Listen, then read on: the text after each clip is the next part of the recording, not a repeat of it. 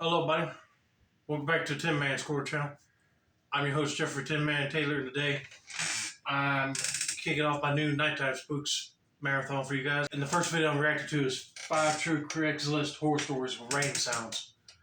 So without further ado, I'm going to turn these lights off, move the camera up here for you guys, and let's get this reaction on the road in the bag, shall we? Okay, here we go.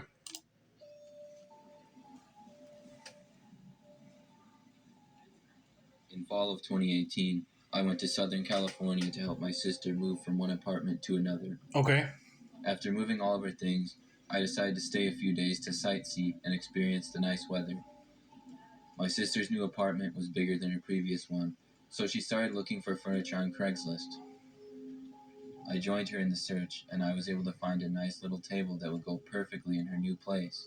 You know, if I went to California, that's what I'd be doing, going to the beaches and sightseeing. But I haven't shopped on Craigslist before, so I wouldn't know what to expect. And plus, you never know if you might run into something that's too good to be true. And it might be just a whole setup. But anyway, let's continue. It seemed like a pretty good deal. I showed my sister, and she liked it a lot. I contacted the seller, and we agreed to meet the next day to buy the table. The seller was a man named Brian. He said he lived with his wife, and he seemed like a nice guy through our texts. My sister had to work the next day, so she gave me the cash, and I went to pick it up for her. I drove to Brian's house and arrived at 6 p.m., which was our meeting time. He lived in a pretty nice little neighborhood. The houses had a lot of character and were fairly close to each other. Brian's house was on the end. He had tall bushes all around his yard like a fence. I thought it looked pretty cool, and I texted him that I was there. He said he had the table in the garage and I could just walk right up and meet him in there. I got out of my car and walked up to his driveway. The driveway was very unique, as it went down like a hill and curved around the corner to his garage, which was connected to the back of his house and almost behind it. It was a 2-car garage, and I saw that it was open. I walked into the garage, but I didn't see Brian. It was a dimly lit garage, but it looked pretty typical, with some paint containers, spare tires, and things like that along the sides. Red flag should be going up in your head, dude. If you don't see the seller, he's probably hiding in the garage waiting for you to go walk in. But let me keep playing this video out and see what happens next, shall we? There were no cars in the garage, however. I saw that the table was next to a door leading to his house. I started to walk up to the door to knock on it for Brian. As I approached the house door, I heard the garage door shut behind me. As soon as the door shut, all of the lights went out. The garage turned pitch black and I couldn't see a thing. Now I had a bad feeling about this. I felt my way to the door and turned the knob, but it was locked. I texted Brian asking what was going on, but the number had blocked me. I knew I was in danger and I needed to get out of there. I used the flashlight on my phone to look around the garage and felt my way to the garage door. I then tried to see if I could find a handle on it anywhere, but I couldn't find one. I started to bang on the door and kick at it.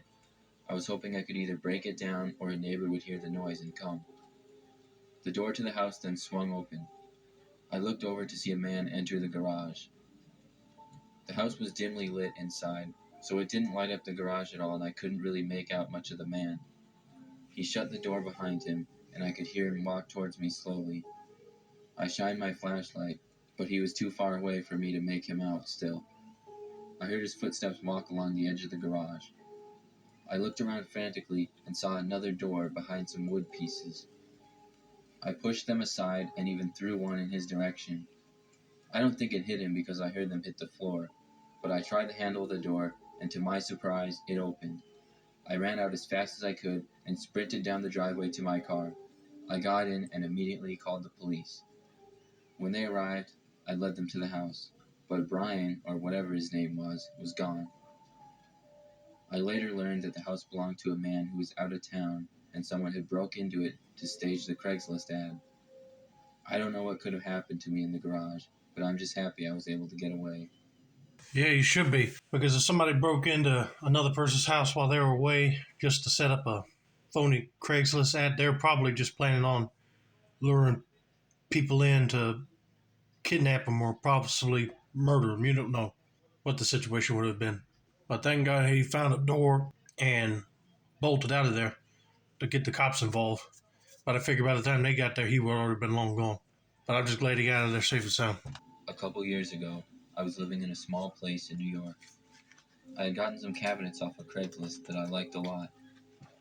I wasn't able to install them by myself, however, so I went back on Craigslist to find somebody that could. I found a man named Jim who had really low rates. So wanting to save money, I contacted him and told him about my cabinets. He responded quickly, saying he could do it.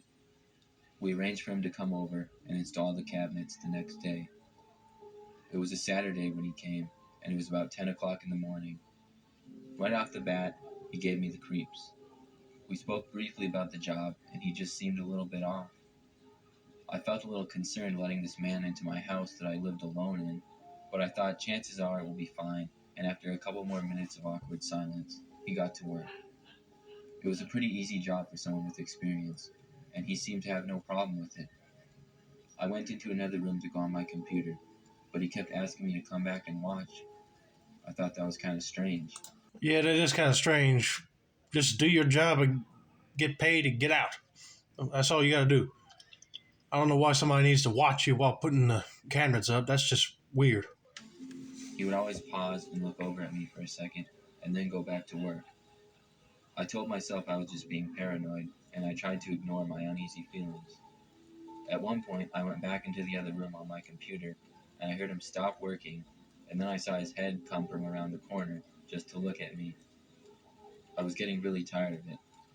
Finally, when he was done, I paid him the money and told him to have a good day. He insisted on hugging me before walking out the door. I was so glad he was finally gone, and told some friends about the experience. I was able to laugh it off as just another creepy guy. The rest of the day was good, and after watching a movie on TV, I started to drift off to sleep. I was very relaxed until I thought I heard the noise of my back door open slowly. I knew I wasn't hearing things, but I muted the TV to listen closer. Oh, don't tell me that guy came back. He's one total creepy stalker, that's for sure. It was definitely my back door, and when it stopped, I scrambled out of bed and walked to my bedroom doorway and looked out. I saw the man from earlier walking around the corner. Our eyes locked for a split second, and I quickly slammed my door shut and locked it. I heard him walk right up to the door and try the knob. I screamed at him that I was calling the police and ran to my nightstand to grab my phone. I dialed 911 and started telling them what was going on. They told me to stay on the line until the police arrived. The man started banging on the door trying to break it. He banged for about a minute and then it went quiet. I heard him walk away. But not even 30 seconds later, I heard him again. He came right back to the door and started jiggling the handle a lot, and then he started banging again. It started to look like the door was about to break off the hinges. I thought about jumping out the window or hiding in my closet. Just when I didn't think I could take any more, I heard sirens from outside. A couple seconds later, I heard someone shout police, and then the man started yelling. After about a minute, I came out of the room to see the man arrested and several police in my house. It was a scary incident, and I haven't used Craigslist since. Man, that's creepy. Him wanted to hug you real bad and have her watch him. It's a bunch of red flags right there. But then he has to come back and try to break down the door. Seemed like he wanted to kidnap her or do something god awful to her, which I don't want to think about. She did the right thing, closed the door and locked it, and called the cops to get him arrested. So I know he can come back. But anyway, if you're looking for assistance to put up cabinets or any other maintenance to your home, make sure they got a 5-star rating. You're looking for house workers, I would recommend either going on Angie List or some other website that does searching for home renovators. Recently, I decided to sell my laptop because I got one with more memory capacity. It was a pretty nice laptop, and I was selling it for $400. I figured it would sell pretty quickly because it was worth a little more than that. Sure enough, somebody contacted me about it. He said his name was Robert, and he was very interested in the laptop. He offered me the full price and asked if we could meet the next day. I said yes, and he wanted to meet at my house, but I suggested we meet at a coffee shop. Yes, I'd rather meet somebody in public because then other people could see what you're doing. But I bet you he wanted to meet him at his house because he could probably break into it and steal something. I don't know. I'm just guessing right now, so let's just mosey along, shall we? He agreed to it, and the next day I went to the coffee shop with my laptop. The meeting time was 5:30 p.m. He showed up on time and came over and introduced himself to me. He seemed like a pretty average guy. I showed him the laptop and let him look at it. He said he liked it, but then said he didn't get paid until tomorrow, so we would have to meet again then for him to buy it. I was pretty annoyed by this because I thought he was going to purchase it then and there, but I didn't feel like arguing with the man, so I said I would see him tomorrow and left the shop. He probably wanted to steal it. That's why. He wanted to meet you at your house so nobody would witness him pulling a gun or weapon on you to take it from you. I bet you that's what's going to happen later. I mean, at that point, I'd be saying, I'm sorry, I found another buyer that really wanted it. But then I know they probably come back and with a smart attitude and say something mean. I was a little frustrated, and after thinking about it, I figured he probably wouldn't even buy it the next day. I thought about putting the ad back up, but then I decided to give him another chance, and I drove home. It was about a 10-minute drive back to my house, and when I was almost home, I noticed the same car had been behind me the entire drive. I turned off onto my street, and the car continued to follow. As I pulled into my driveway, the car kept driving down the street, but I didn't recognize it as a neighbor's. I went inside. About 30 minutes later, I noticed the car was parked on the side of the street across from my house. I started to feel concerned.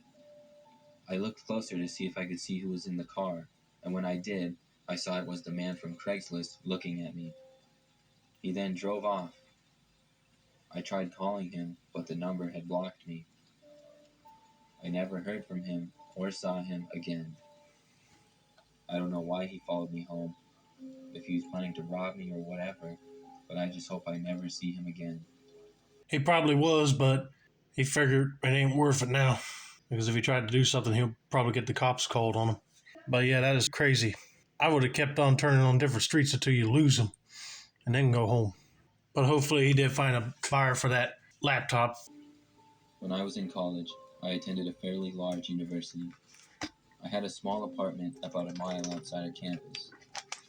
I needed a roommate, but all of my friends already had places, so I put an ad on Craigslist for one. A guy named Peter responded to my ad and asked if he could see the place. I agreed, and the next day he showed up to look at it. He seemed like an average guy to me. He said he didn't attend the university, but he worked nearby. Overall, he seemed like a pretty nice guy. Everything went by normally, but I just had a bad feeling about him for whatever reason. After looking at the place, he left, and I said I would get back to him shortly. Later that night, I was just relaxing and flipping through channels on the TV. The news was on, and they were talking about a murder that had happened. They had just caught the suspect, and when they showed his picture, it was the same man that lived at my place. I couldn't believe my eyes. Needless to say, I didn't end up having him as my roommate for that apartment. Whew. Thank God. Because you never know if you're sleeping, he might end up getting up in the middle of the night and murdering you and steal some of your stuff. You just don't know what would happen if you're staying with a dangerous person. Recently, my family decided to sell our washer and dryer machines. They worked well, but we were planning on redoing our basement and wanted something newer that would go with the design. We decided to sell them on Craigslist before we would purchase new ones. A man named Kevin responded to the ad and asked if he could look at them. My parents told me that if I could sell them to the guy, they'd give me $50. When he got there, I went outside to greet Kevin.